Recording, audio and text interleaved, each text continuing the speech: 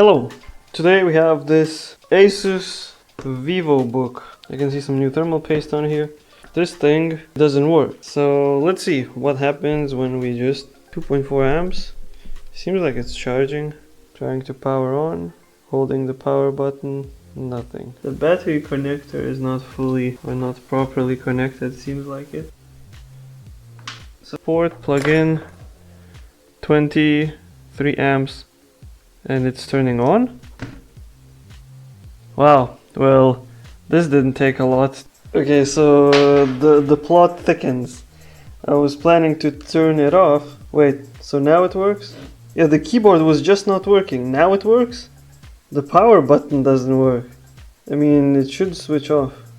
Okay, so I just unplugged the connector to kill the laptop because it seems that the power button doesn't work.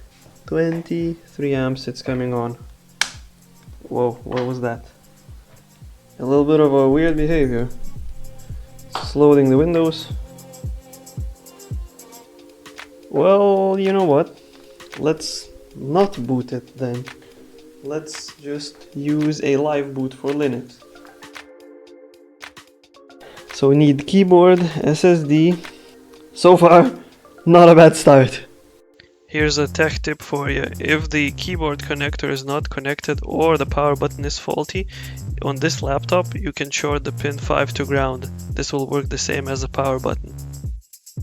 Now look at this. What did I just notice? What's there? What's that? Now if we rotate this around, could that be pin number 5? Check that out.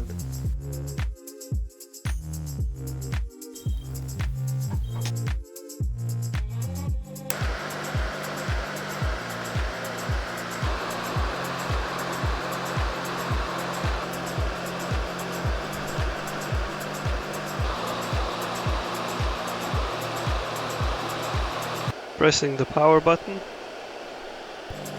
Hey, it works!